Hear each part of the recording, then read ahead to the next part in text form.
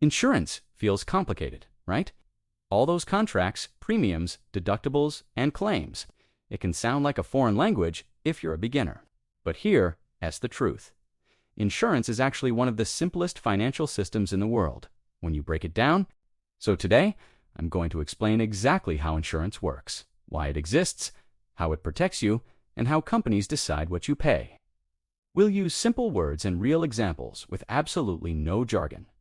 Ready? Let's dive in. So, what is insurance? Really, at its core, insurance is a protection system. It shields you from huge financial losses by having you pay a small, regular amount. Think of it like this. Instead of you having to pay $12,000 out of pocket for a car accident, you pay something like $80 a month. Then, if an accident happens, the insurance company pays that $12,000 for you.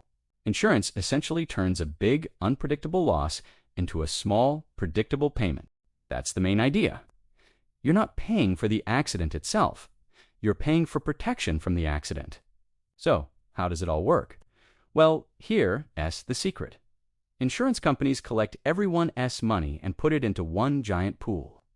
Millions of people pay their small premiums every month, but only a small fraction of them will actually need to file a claim at any given time. For example, if 1,000 people each pay $100, the company collects $100,000. Only a few of those people will get into an accident. The company uses that big pool of money to pay for their claims, and whatever is left over becomes their profit.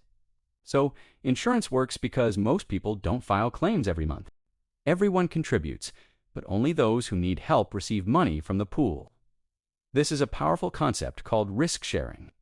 Now, let's talk about 3 words every beginner needs to know: premium, deductible, and coverage.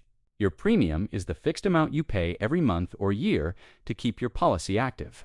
The deductible is the amount you agree to pay first when a claim happens. For example, if your car repair costs $2,500 and your deductible is $500, you pay the first $500 and the insurance company pays the remaining $2,000. And finally, coverage is the maximum amount the company promises to pay for different types of problems. The more coverage you choose, the higher your premium will be.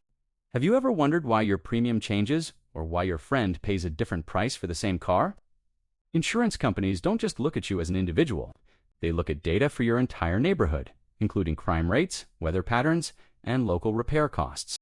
They also consider your personal details like your age, credit score, and driving record. All of this data helps them predict the risk. So, even if you don't change anything, your premium might go up or down because the risks in your environment have changed.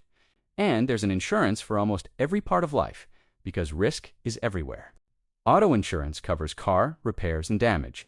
Home insurance protects against fire, theft, and storms. Health insurance helps with doctor visits and hospital bills. Life insurance provides for your family if you pass away. There's even renters and business insurance. So how do companies decide your specific price? It's simple. They calculate your personal level of risk. Higher risk means a higher premium. Lower risk means a lower premium. They look at your age, because younger drivers are statistically riskier. They look at your zip code because a high crime area has more risk. Even your credit score matters. A higher score often signals financial responsibility, which means a lower premium. A clean driving record will save you money, while accidents will raise your rates. It all comes down to one question: how likely are you to file a claim? Finally, let's cover some common mistakes beginners make. First, choosing the cheapest plan. Cheap often means low protection, leaving you exposed. Second, not understanding your deductible. A high deductible lowers your premium, but means you pay more out of pocket. Third, not checking your coverage limits. If a disaster costs more than your limit, you're paying the rest. And always compare quotes from different companies. So, to recap, insurance works by sharing risk.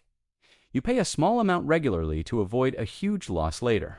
Your premium is based on your risk level, and it's your key to financial stability and peace of mind. Insurance isn't complicated, it's protection. If you want more simple guides like this, make sure to subscribe. Thanks for watching.